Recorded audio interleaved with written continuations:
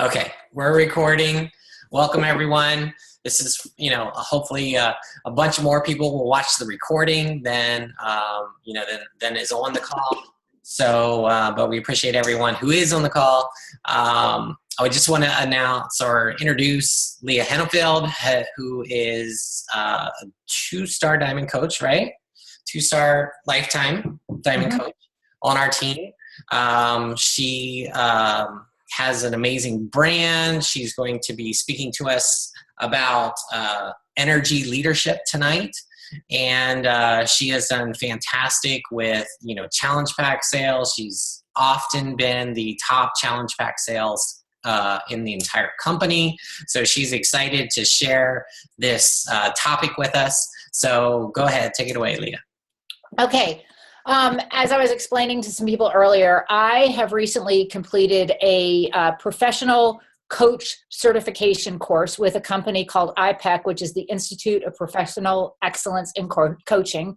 I am currently enrolled in their mastery program to do sports performance coaching. So this is like a really big deal. It's really cool stuff. It took a lot of time and a lot of months to do. And part of the process of being certified is we are required to be coached. So I have actually experienced the power of how this works. Now, obviously, I can't condense into an hour what took, almost a year to learn, but there's some great highlights. This is an actual presentation that I am putting together for a 4 to 6 week online course. So I am actually grateful for the opportunity to be able to kind of run through it. And I would appreciate all honest feedback on how the presentation went, because I am ultimately going to be doing a small fee to do my group, which is riders, but I would obviously open up the training to anyone.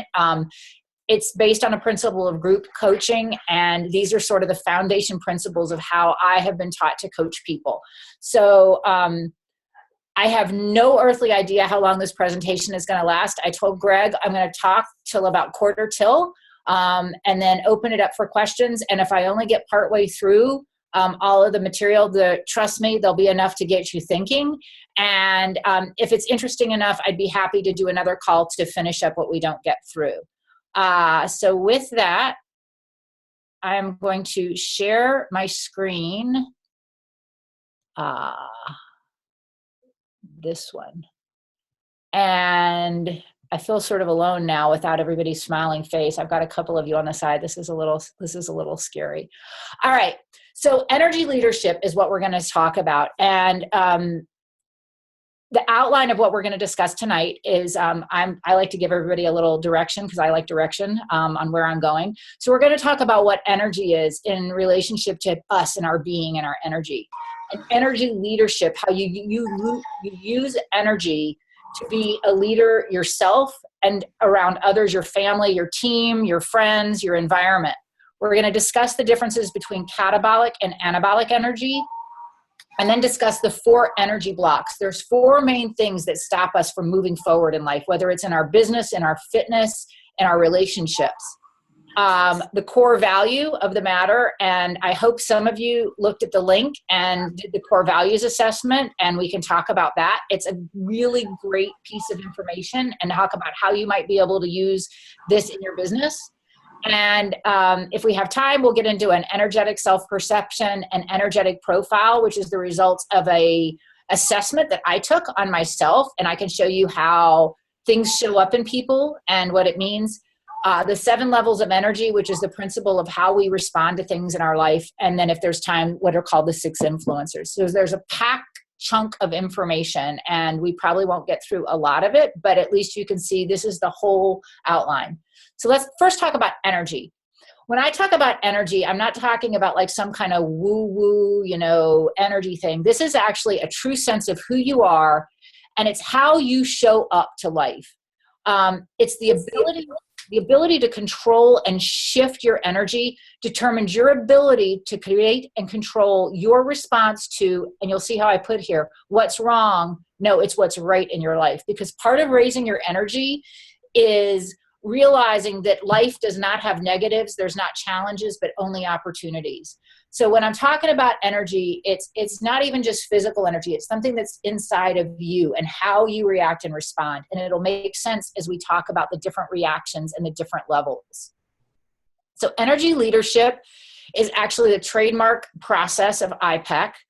And it's the concept that everybody, all of us are leaders. And this is why I thought this would be so fantastic for Beachbody coaches, because you are leaders, and you're leaders in your team, you're leaders in your challenge groups, you're leaders in your personal relationship, and most importantly, you are leaders in yourself.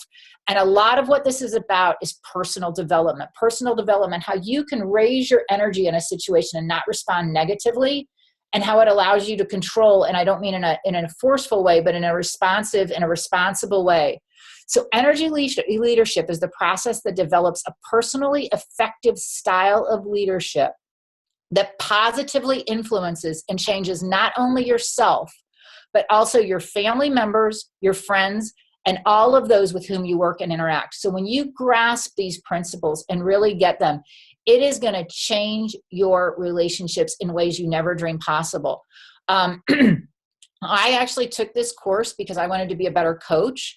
My now husband, Mark, took it with me at first just because he wanted to be a better husband. And so we could create a better way of communicating in our personal relationship. As a result, the fallout has been 2 or 3 different brands of business that we're going to do in coaching. So it's just great information when you get the concept that you have energy, you have a leader, and you're able to influence yourself and how you respond to situations. So what do I hope for you, the coaches, to take away from this? I want each of you to be able to start thinking about energy in the following areas of your lives. Personal energy. This is part of that personal development. How do you show up each day to each area of your life? What does it mean to raise your personal level of energy? And what influence would you be on your family, friends, your customers, and your team if you learned how to kind of self-coach yourself to raising your energy and how you arrive in life? The other takeaway is you're going to be able to identify customer energy, whether it's a prospective customer, and we talk about the 7 levels. When somebody's at level 1, you're really probably not going to get buy-in from them to buy a challenge pack. It doesn't mean you abandon them, but you realize where they are and when to push and when not to push. I think a lot of problems that new coaches come in is they push and push and push, and they don't recognize somebody's really just not ready. And it's nothing personal. And so there's a different way, a different path you can take for those people. And then within your challengers, why you might be losing people in your challenge groups, how you can look for signs that somebody's getting in trouble, or how their emotions and their responses will teach you their readiness to make a change. Again, it doesn't mean that we abandon people that aren't ready, but you don't want to push somebody that pushes them away. And this will help you recognize that. And then the other factor, which is huge, is the team energy and its ability to look at your team as a whole and kind of feel the energy level of your team. And each member of your team is going to impact that energy level. So is your team increasing in volume and coach recruitment, or is it stagnant, or is it losing? And if it is, it'll allow you the opportunity to look out and see who's in the lower energy levels and maybe reach out to them individually to help them raise their energy towards how they look at their job. Just some points about energy. Everyone has a different mix of energies. So you're not just a level 1 person and that's how you show up everywhere. They have different levels of energy that show up in different situations. So for example, I could wake up in the morning and think about my workout and have a high level of energy. Then I could think about having to prepare my coach call and maybe being nervous. And so my energy level drops around it. And then I could look out and see my horses running around the field and my energy can go up again. So your energy is constantly going up and down. And you can be a combination at all different times of your day. Another thing that's really important to understand is an energy level is neither good nor bad. We want to get away from judging things as good or bad, or judging a person's response as good or bad. It just is. It just is what it is. It allows you to give awareness and recognition so that you can choose to respond rather than react. Brief moment. Any questions? Is this totally woo, or are we getting a little bit of understanding and buy-in on this? And I can't see head nods, Greg. Maybe you can give me feedback on if everybody's giving me a thumbs up or a thumbs down or, oh my God, help. Yep, thumbs up. That's good. Okay, great. So let's talk about catabolic versus anabolic energy. We are not going to talk about negative and positive, because what does negative and positive do? It brings judgment, doesn't it? You have a negative attitude. That's a judgment. Catabolic and anabolic are judgment free. But here's what happens. If you have a catabolic energy level, it's draining, it's resisting, it's contracting, it's distracting, and it's destructive. Oh my God, I have to do 5 Facebook posts a day. I don't have any followers. Nobody cares. Nobody's going to respond. What's the point? Anabolic energy is fueling, constructive, expanding, healing, and growth oriented. Oh my God, I am so excited to be able to put this post out there today. It is just going to be a blast to see what people do with it. And if it's nothing, I'm going to learn from that. And so those are the differences in your levels of energy. So what are energy blocks? What are the reasons that your energy drops when you get to facing something in your life? What are the obstacles that are keeping you from getting what you want in life? Great little phrase here, gales. We refer to these as gales. And they're going to go as the most deeply held. And actually, let's go from 4 to 1. This is the one that's the least personal, and it's called a limiting belief. A limiting belief would be, no 50-year-old person could make it in the fitness business. No, nobody in the 50s has ever been in the top 10 of Beachbody business. Therefore, no person in their 50s ever can. So that's a limiting belief. That's really not a truth, is it? It's just a person's perspective. So if you've got a customer who says, well, I haven't worked at, nobody my age has ever been able to do a push-up. Well, how true is that really? What makes you believe that? And then you can come up with a list of 10 people that are over 50 that have been able to do a push-up to eliminate that limiting belief. The next most personal block is what's called an interpretation. And it's my filter in my life. So if I'm looking at this screen right now and I see Greg looking away from the screen, I could think, oh my God, my presentation was awful. He's bored. Oh my God, John's looking, I can't see his eyes. His eyes might be closed. Oh my God, he's going to sleep. What's another way to look at that? Greg looked at the screen because I asked him to check for questions for him. So maybe he's just looking at his screen to make sure there's not somebody that has a question. He's being helpful, not looking away. John may be somebody that just really likes to close his eyes and think about what's happening and really concentrate. So he's really enjoying this. So interpretations can be broken down because they're based on something personal that causes you to view something. And the way that there's a great quote that I heard about interpretations. Like, you've got those negative Nellies that always think everybody's making fun of them or everybody's talking about them or you meant that about me. And this is going to sound a little woo. And my girls know I am so not woo. So take this with the least woo amount that you can. If the world were all about seeing you successful, if the world were just there, if the universe said, I want you, Jordana, to be the top Beachbody coach, how would you interpret what's happening? So, for example, if I get feedback from a coach that says, that last post you put out there, it was a little tough, Leah, you might want to dial it back. Well, I could go, well, God, that was really mean. I mean, why would they want to hurt me like that? Or I could say, wow, what a thoughtful person. This person is a part of that universe that wants to see me succeed. So all critical feedback, everything in your life, view it as if the world wants to see you succeed. And obviously, if somebody's really struggling with this isn't something that you've got, all the skills to be able to do, but it gives you a perspective of how to think about things. And again, this is for your own personal self and your own personal growth, because what happens if you apply these areas to your life, it's going to raise your energy level and you're going to attract people that want to be a part of what you're building. So assumptions, this is a great energy block. This is really wipes people out. It happened before, so it's going to happen again. Well, I tried this free group before and nobody joined. I have tried every fitness program out there and I didn't get any results. So the question you ask to that person is, what makes you think it'll happen again? What truth is there in the fact that this is going to happen again? Just because it didn't happen before doesn't mean it'll happen again. And people get locked into assumptions of how they see. And then the biggest energy block and the most difficult one to help people with is what we call gremlins. And normally that shows up in some version of I'm not good enough. And that's something that you carry in a bag. These are like the little baggages that come along with life. Like, let's say that you were a little girl and you were a little bit overweight and some stinky boy on the playground called you like, chubby cheeks. Well, now you're a fat girl and you put that in your bag and you go through life thinking you're the fat girl and you're not good enough and nobody's ever going to like you because you have chubby cheeks.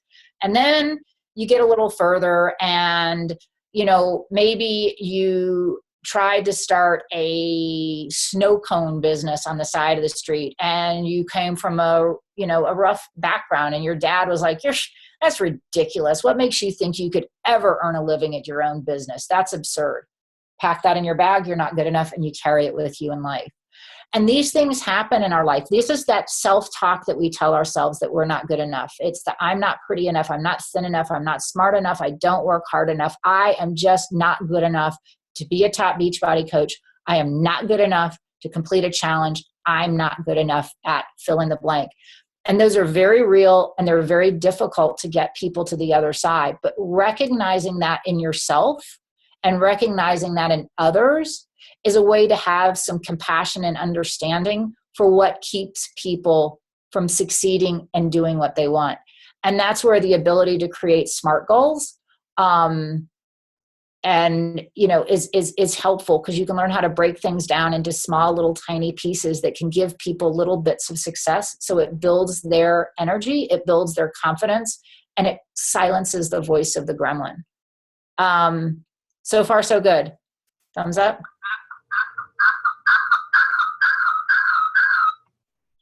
Hello, Armando. Glad to have you. So here's another stepping away a little bit on this concept of levels of energy. I want to talk about core values, because this is magical and this helps you relate to another thing that can create heavy duty energy blocks with people. I can't see a screen, but show of hands, Greg, can you tell me, did anybody do the core value assessment? Did anybody look at it?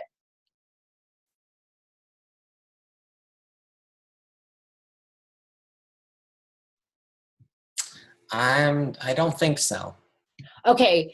If you haven't, I would really encourage you to do this. And we can go over it anyways. It's no big deal because we have mine. See, I came prepared. So the core value assessment, what you'll see is there's 2 rows or 2 columns there's a list of different values and there's 2 columns. One is what you rate it as a value to you on a 1 to 10 basis. And the second column is for how you are actively having this in your life. For example, if a core value of yours is fitness, but you haven't worked out in 6 months, that creates internal conflict. And conflict with your core values will almost always lead to an energy block. Anytime you're in any environment that creates a conflict with your core values, you're going to have an energy block. So for example, my top 5 are honesty, integrity, loyalty, trust, and achievement. Some other heavy hitters that came up in mine are faith, family, although I define it different than most people, health, wellness, orderliness, and joy. This was actually, I'll bring this up because one thing you want to do if you ever used an assessment like this is you want to ask somebody, and this came up in a funny way, is family. My now husband's top 5 values is family, but he defines family very clearly as blood, marriage, things like that. I come from a small family. I'm an only child, and I come from only children around, so there's not a lot of cousins, nieces, and nephews. So for me, family isn't really blood. It can be people in my life that have woven their way into my heart, so they're family to me. So it can be friends, it can be people I've known for years, and I put the same value on them as I do family. So where this can show up in your life and create blocks, and this is going to relate, put a little note when we get to influencers later in the talk. Let's say that I have a relationship, whether it's a family member, a child, or a husband whose values are significantly different from mine. That means all of my decisions are based on my core values. This is your gut. These are in you. These don't change. The only way these could ever change is if there is such a huge, huge life event that it drops you to your knees. For example, if you have had a quadruple bypass and a stroke and you're on medications, you probably are going to step up health and wellness in your values where before you didn't. But short of that, you're pretty much born with these. So in personal relationships, I personally think everybody before they gets married or gets in a relationship should sit down with their partner and take one of these, because if mine are honesty, integrity, loyal, trust, and achievement, and the dude I'm hanging out with is fun, freedom, flexibility, physical appearance, we may have a tough time in a relationship. The other thing that this could be helpful on is coaching your clients and coaching your coaches. For example, achievement is one of mine. You hang Success Club points out there for me. You hang my ability to be on a poster and championed. You let me know that my name's going to be on a wake-up call. I'm all in, people. You don't need to do anything else. I don't need accountability. I don't need to check in. Just tell me you can win if you do this, and I'm going for the win. Whereas, let's say that you have somebody who's fun. What if their core value is fun and you're out there just beating them up with facts about fitness and calories and the benefits to their health? You're not going to give them, they are not going to care. They're not going to hang in your challenge group. But if you have silly fitness outfit of the day and, something like that, or post a funny picture of you doing whatever, they're going to have buy-in to that, because that's where their core values, they're about fun. Or let's say it's friendship. So maybe you have a bring a friend, everybody gets a $10 Amazon card, so now everybody's hoisting their friends in because they want to have their friends around them for the challenge group. Now, obviously you can't take the time to do this with everybody, but it's just to embed this idea. So, if you've got some coaches struggling, maybe have them do a core value assessment. See what's going on, because maybe the way that you're teaching them or leading them is not in a way that makes sense and makes them operate out of their core values. So I think that's pretty good on that. Next section over. Thumbs up, thumbs down. Good. Carry on. Excellent. Now we're going to get into the levels, and here's where it gets pretty cool and pretty exciting. So there's something called an energetic self-perception chart, and this just gives you an idea of how it looks. As you can see, and there. Level 1 through level 7, those are our levels of energy. And you can see it goes from the central part of low energy.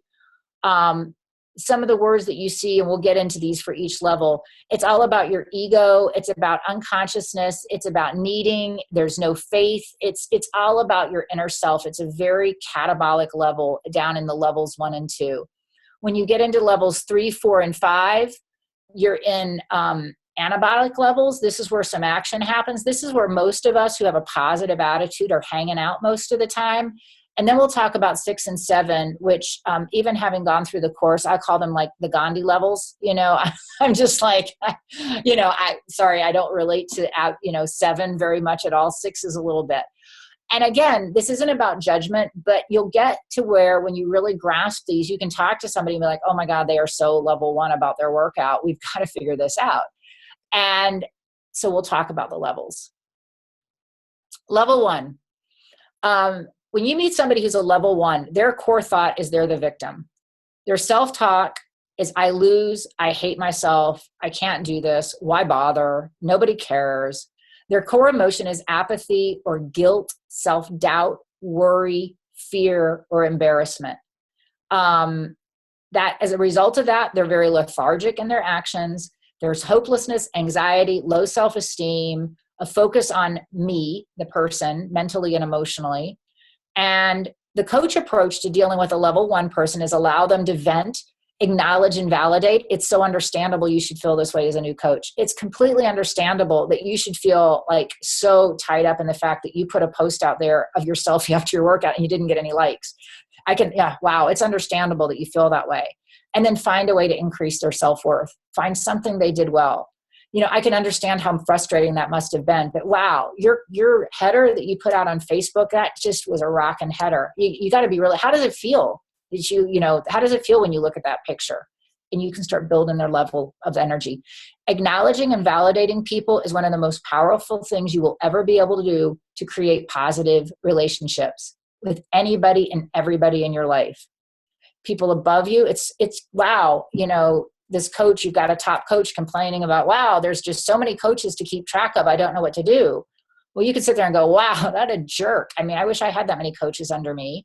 Or you can say, yeah, hey, wow, it's really understandable that you would feel this kind of frustration if there's a lot of moving parts. It's really understandable that you feel frustration at not being able to complete the workouts. It's completely understandable that you get confused when you look at these color-coded things and it looks like a tiny amount of food. When you acknowledge and validate people, you connect with them on a level that makes them feel comfortable with you. So really important tool that you can use in all of your life. You come in, your spouse is frustrated because she's been working all day or you've been working all day and can't even think about dinner. Baby, it is so understandable that you feel this way after having to deal with everything you've had to deal with. You've just been a rock star today. How can I help you? You could diffuse more conflict in your life by that approach alone. So the big thing about a level 1 person is they are not buy-in. There is no buy-in at level 1. A level 1 person is not going to buy your challenge pack no matter how many times you contact them. They are not going to post to their wall. They are not going to invite people to challenge groups. They are not going to do anything at level 1. So the best thing you can do when you find somebody at level 1, and remember, they may not be this way about their whole day. They may be working out and doing a great workout, but they're level 1 about posting on Facebook. As a coach, the best thing you can do, allow them to vent, acknowledge and validate, and find an area in their life where you can increase their self-worth, and you will help move a person out of level 1 when they're ready. The next level up is what's level 2. It is also a catabolic energy. Oh, one thing I forgot. All levels do have advantages and disadvantages. For example, while level 1 kind of sounds like a really crummy place to be and nobody really wants to be there, it actually can be very self-protective and allow healing. And level 1 people are more likely to let somebody reach out and help them, which is what we need for self-care. Level 2, which is the conflict level, I win, you lose. I hate you. You've got anger, resentment, greed, blame. You have defiance, stress, disappointment, frustration, struggle, antagonism. The focus is on you. You did this to me. If it weren't for you, this wouldn't have happened. So with a person like this, you think, wow, that's a really angry person. What could be the possible advantage? Level 2 people actually can be very strong leaders. When I think of level 2, I think about McEnroe on, playing tennis. It can serve you for a short period of time, so there can be an advantage. The problem is with any catabolic level, it creates stress and it's going to eventually break you down. So it's not a place that you want to be. People who are really angry, the good side, another good side of this catabolic level is some people can get angry enough that they want to make a change.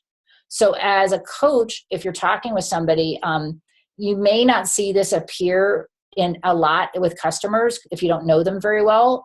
It would be very odd for somebody to just start yelling at you like in a coach call or through email, but you never know. I mean, they could really yell at you about Shakeology and how they don't want to hear about the shakes anymore. So that's just a little bit of information and recognition.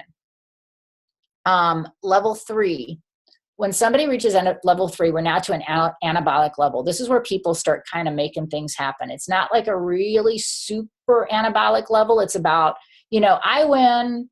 If you win, that's great. It's about forgiveness. It's about relief. It's about rationalization. Well, I didn't make it through the challenge, but, I did go the first few days. Or, well, I didn't make Success Club, this month, but, I did meet 3 new people that I think I'll get next month. So you're positive, you're still looking forward. You've got some buy-in. I got 3 customers. I mean, they weren't all challenge packs, but it means there's hope, right? There's hope. So there's a lot of coping and things. And this is, like I said, this is an area where you can start grabbing onto your coaches or your customers at this level and investing in them. and trying to help them cross over to another level. So this is where things start happening. Level 4 is a caretaker's. The best way to think of this is the caretaker's level. You win because I love you. It's compassion, taking care of people. You'll find a lot of people as customers, even as coaches, they're the people that are always a little bit worn down. They're constantly helping other people. They're constantly thinking about other people. And that's great. And that's wonderful. You could probably see some upline coaches doing that for their downline, investing in them. And that's wonderful. The problem is that these people often don't self-care. And so they'll go and go and go, and then they'll burn out. They'll work so hard that they can't work anymore. This actually, I will, share freely. What was it? A year and a half ago, probably a little over a year and a half ago, I was on the top of my game, and my personal life changed, and it involved a lot of level 4 to somebody who was personal to me in my life. My entire existence was level 4. Prior to that, I was very level 4 about the ladies in my challenge group. And it went on and went on, and it was great. And it was great. And I was hitting success club and success club and success club. And then something else added on top. And, the wheels came off on all in, because it's not sustainable to go at this level. Even though it's great, it's a great anabolic level. The disadvantages are you can have burnout. So here's another opportunity as a coach. If you see one of your coaches who's a level 4 coach, reach out to them. Make sure they're taking a day off. Make sure they're taking some time to themselves. A lot of coaches are being lost because you got level 4 coaches that burn out. So recognize it and help them find a way to step back a little and not be so invested that they fry out. Same with a customer. You've got somebody who's just going from program to program to program and doing, doubles and doubles and doubles, and they're taking care of their mom and their dad and their kids and doing all this, and they're kind of going all out to solve the problems of all the world. Reach out to them and help them dial it back in to take care of themselves. We're doing pretty good. I think we're going to hit most of what we need to hit. Breather, still with me? I feel so alone out here. All right, level 5. I love level 5. I probably love level 5 because this actually, as we will see, I have the results of my own personality assessment, my energy assessment, a few slides down. This is my primary level. This is where I exist pretty much average of my day. The core thought is reconciliation. It's about we both win. I understand you. It's peace, calm, confidence. There's acceptance. You get an outer faith, fulfillment. This is the opportunity level. This is the level that you're not just making lemonade out of lemons, but you're watching the whole process going, this is the coolest thing I have ever seen in my life. This is a level that I call turn frustration into fascination. It's a total level of opportunity. So you go to Anguilla, and it is for your honeymoon, and it is predicted to rain every single day, 100% chance of rain, rather than going, wow, what are we going to do on Anguilla on our honeymoon? You go, oh, wow. Well, what are we going to do on our honeymoon in Anguilla? And luck would have it, it didn't rain every day. So it's really about looking at the opportunity and believing it. It's not about convincing yourself. That's where people can get confused. It's not about acceptance. Oh, well, it rained. Well, it is what it is. Level 3 is kind of that. It is what it is. Oh, well, meh, what are you going to do about it? Level 5 is really about having an honest heart of opportunity. And now we're going to get into the woo levels, in my opinion. Level 6, the course audit synthesis. Everyone always wins. I am you. We're all one team. There's joy. The positive of level 6, this is the level of accessing intuition. The best description I've ever seen of level 6, I don't know how many of my horse girls are on this call, but it's when you see that horse and rider where two become one and they look like they're inseparable.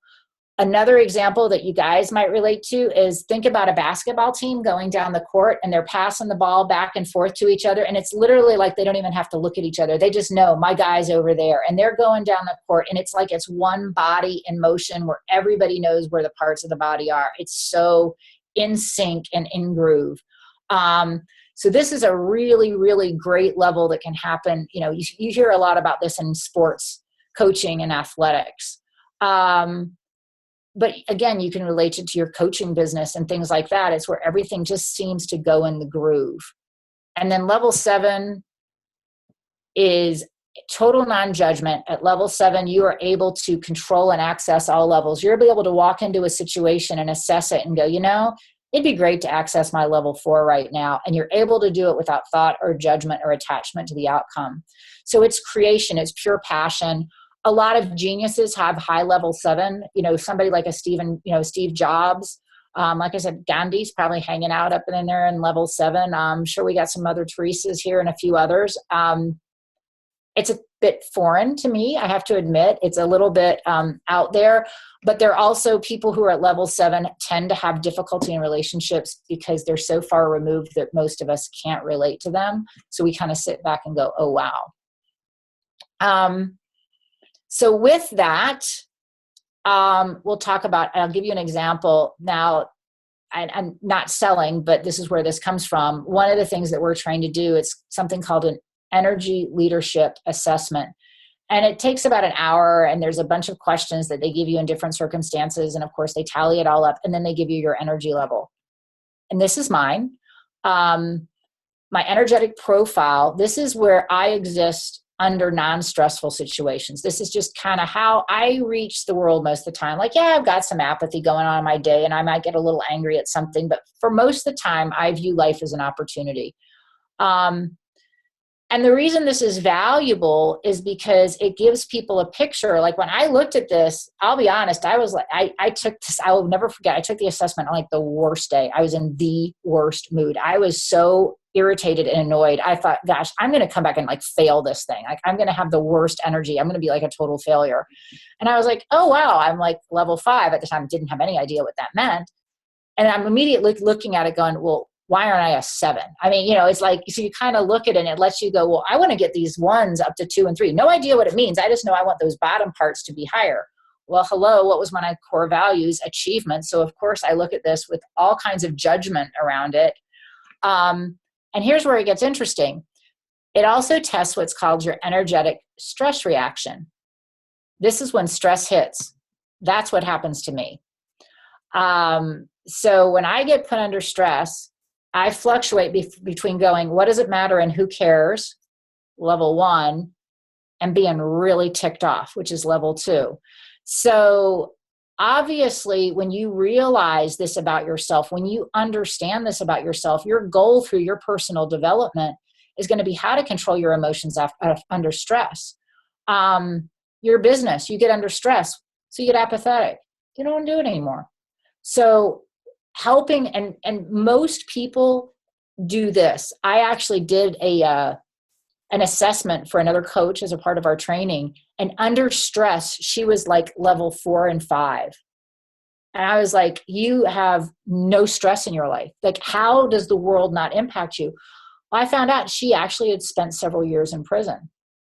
And she said, when you come out of that environment, what's on this side just doesn't stress you anymore. And I thought, well, now there's an opportunity to take away from being in prison for a few years. It just makes your life less stressful on the other side. And she really was very cool about things. So it was a really fascinating experiment to kind of see.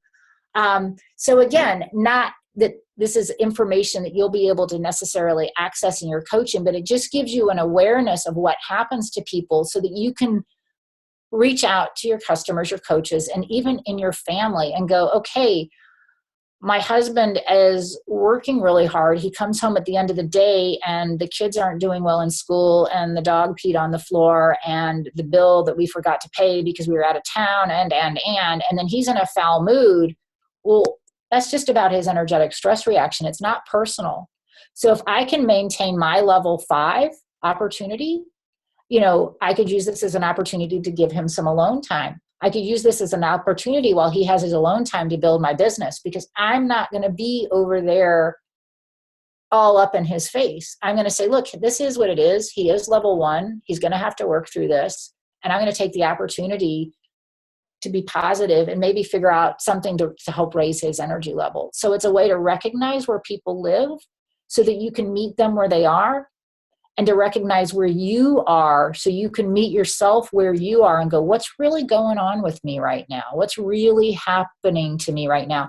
I'm not inviting anybody to a challenge group this month. What's really going on? Well, my gremlin's telling me I'm not good enough. All right, well, let's talk about that. Tell me about a time when you felt really good about yourself. And it'll start building somebody's. So these are just some skills that you could use when you're interacting with people. Very quickly, we actually got to the influencers, which is something I'm going to do an entire course on, and I would be happy to come back and do this. There are 6 areas that influence your energy in your life. Spiritual influencer is actually not religion. Don't freak, everybody who has no religion. It's not religion. It's actually your connection to your purpose and your alignment with your core values. This is vital for your success as a coach. You got to find a way to connect your business to your purpose and your core values. Because if you don't have that, you're not going to want to get up every day and do this. So we can talk about this later if you want. Mental is everything with your brain, your alertness, focus, clarity, how you approach the day. If you're sitting down to do your posts and your Facebook's pinging off here and you're all over the place and multitasking, you're really not tasking at all. Emotional is your emotional awareness and understanding and the ability to control your emotions. Your physical, we all know about that. Social is your relationships, your social interaction. So if you're having a bad day with your spouse, you may not be able to show up very well on social media unless you've got emotional control of how you feel. So they all interplay into each other. And then environment is your surroundings, your conditions. It can be everything from if you like to work out with other people, then your basement's not going to be a great environmental, and your social's also not going to be met because you're going to be alone. So again, if you're looking at people that are struggling, staying on point in a challenge group, figure out what's going on. What is it you like about working out in your basement? Well, I actually hate it. Well, okay. How can we work this out for you? Do you have the ability to download and stream? Maybe we should get you in a gym and you could do your workouts there. How do you feel about doing your workouts in your basement? I hate it. I'm alone. Well, they're not going to have very good success. You say, how can we create a social environment? Is it maybe we could get a group together and Facebook Live or do a Zoom call or something together or Skype, or maybe you get them buddied up with a friend in their area. So hopefully we're at 9:49 and I want to save some time for questions. That was really fast and a lot of information. There. But hopefully that helps some of you understand what this really big, powerful topic of energy can do for you personally and do for your business. And again, there were 3 takeaways, but what I hope for each of you is you take this on yourself. Take these ideas and put them on yourself, because I guarantee you, if you invest in yourself with these ideas, and there's actually a great group, I get a great book, I get no money from it. It's called Energy Leadership. The person who started IPEC, this is a book about a company that he went in and used these principles on. It's just a great read, a great personal development book for you to kind of figure out and reach into a little more of these energy levels and what it looks like in a business setting. Not a business like ours, but I think most people will be able to bridge the gap and relate it to your own personal life and how this could bring great opportunities for growth by learning how to increase and control your energy levels. And that's all I have. So. Awesome. Thanks, Leah. Yeah, a lot of great information. The thing that I was thinking of when you were talking is there's also a book called The Energy Bus. Has anybody read that? It's a great book. It's like Go for No. So if you ever read Go for No, you know how the guy tells a story. That's what the Energy Bus Yeah, is. that's how this is too. It's a real live story. So. Yeah, and it's everything that you're saying. I mean, it doesn't go into the levels or whatever, but it just tells you how to create positive energy with your team, with the people at work, with people in your life, and it's a great book. So if anybody's interested in that, I can post a link as well. Also, I was thinking when you were talking about the levels, right? That's kind of like the gems. Like I do the Danny Johnson gems, like with the new coach training, I offer them the gem test. But you're right. It's exactly, or the assessment. It's just like the assessment that you were saying, and how some people are motivated by fun, and some people are motivated by facts, and yeah, there's several different personality tests, but It's they're like the all languages, what is it? The languages of love. That's yeah. another one. Are you driven by gifts? Are you driven by compliments? Yep. Service, things like that. And it's good to know where people are coming from so you can meet them there and understand them better. And part of it is knowing where you come from, so you can say, hey, look, this is how I'm driven. By the way, I dangle shiny rewards in front of me if you want me to perform. And somebody else might be like, yeah, that doesn't do anything for me. I just want to help people. So how can you put them in a position to feel like they're helping people and still make money at it? Yeah, that's the part I struggle with, honestly, because there's so many pearls on, that's what we call the Danny Johnson, right? Pearls on this team who are driven by helping people. But how do we motivate them, to exceed in this business, excel, right? So that's kind of the things that I struggle with. But I think that's where even if that might be an interesting call, is how to move somebody from a level 4 to a level 5, because there's a series of questions that you would go through. What would it feel like?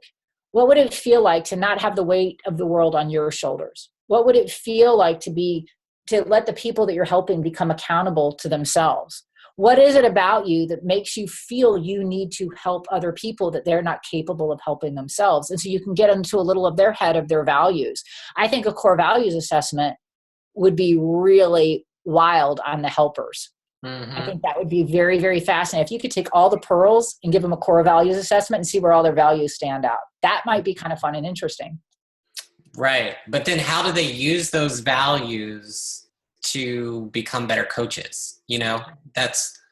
That's where it would get into more personal coaching, but that's where you'd get into the influencers, and you'd get into questions about envision. You do a lot of like, tell me what the world would look like if, and you set up a scenario where they're not actually just helping, where they're actually making money, or, planting the seed of, it's very, very clear that generosity and giving is a big part of your makeup.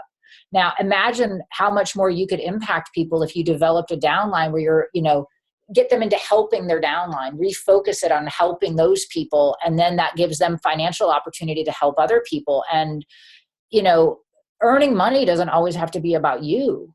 You know what I mean? If you're truly a generous heart, think about how much more impact you can have and how much more influence you can have by having a successful business. And like I said, there's that's just the top of my head, some ideas, but there would be, I agree with you. That is a lot. There's a lot of level 4s out there, and it would be really great to help those people to get more of a business approach going. Cause that level 4 is very, very useful in this business if you can actually get the business development side behind it. Absolutely. We can talk about that if you want. Yeah, if you look at most coaches, they're servants, right? They're teachers, they're police officers, firemen, military, right? And to get them motivated to become, leaders and want to make money and want to, be number one is hard. And here's what's interesting: the highest. For actual, like, not just be like coaches, like that went through the coach cert, with life coaches all over the place. Anybody who's a coach, anybody who's labeled as a coach in life, that they're drawn to that as a business. The most successful or the most common level profile of a coach is a primary level 5 with a secondary, because you get a primary and secondary, a secondary level 3. They actually have the best success in this business, which is really obvious because it's opportunity. If you're a level 4, you're not going to be making any money, so you're not going to feel the financial success. So you're eventually going to burn out and go level 1, level 2, right? Or level 3, whatever. But if you can hit level 5, if you can coach these people into level 5 where they can access that, with their heart of level 4, I think you'd get a really successful match. So, that's where, getting a way of finding that path to cross them into accessing level 5 and level 6. And imagine, like I said about the basketball team, imagine if you had a downline, all your downline diamonds, it was like operating as level 6, which is what I think is probably happening in some of these really big, powerful teams. They've figured out that way that it's like the left hand knows what the right hand is doing, and they've got it all together. One other really quick, a little demonstration I want to do to show you what catabolic energy and lower levels do. And this was really cool when we did it.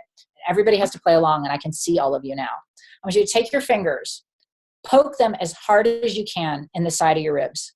I want those suckers bruised. And you're all muted, but do it anyways. I want you to talk to me. Tell me how what you did today during your day while your finger is pressing on your ribs. Go ahead, Greg. How was your day today? Oh, it sucked. So what'd you have for breakfast? I don't remember. And it seems ridiculous, but I tell you, I had to do this for 5 debriefs. I had to poke, because we all did practice with each other. We had to go through it and record it. And I tell you, even the 4th time, you're like, okay, we're doing the poke, the thing in the rib. All right. And you'd be like, and that's what catabolic energy does to you. Every time your energy, it's your finger in your ribs. Now, how distracted were you? Did you feel like putting posts up on social media? Mm-mm. Did you feel like investing in your team? Did you feel like doing crunch punches or burpee squats? Did you feel like helping anybody else with their fitness? Did you care? And that's just that much catabolic energy. So that's what it does. When you are going through life poking your finger in your ribs, you're wiping it out. And so again, even those level 4 people, until you get to level 7, you may not be poking as hard, but you always have a little poking in your ribs going on. So when you're sitting there at level 1, or you walk in and you are so mad at your kids, just all you're doing is bruising your ribs, man. That's all you're doing. So, and that's a fun little exercise that you can probably use with your own team about what it's like to have negative thoughts and negative self-talk. It's just poking your finger in your ribs. I guarantee you can do it 100 times. You're not going to be able to focus and talk when you do it, even when you know it's coming. So, yeah. All right. Does anybody have any other comments, questions before we wrap up? No. All right. Well, thank you very much, Leah. And we'll definitely have you back, probably after the new year, and we can follow up with the rest of your presentation or your course. Right. And remember, everybody on this call, and I can look at all the names, they'll be recorded somewhere. Promise feedback, please, on how you enjoyed this, because I really would like to make this, obviously it was very fast. It would be more expanded if it was in an online course, but just the concepts and the clarity in this short period of time. If you could just let me know, and you don't have to be nice. I'm a big girl. I can take it. Trust me. And it'll help me make this a better presentation for everybody out there, and really help get people to raise their energy and, start dreaming that life, man. Living that life. Awesome. Yeah, we will. Thanks a lot. Hey, thanks. All right. Appreciate it. Thank you. All right. Thanks, everybody. I appreciate your time.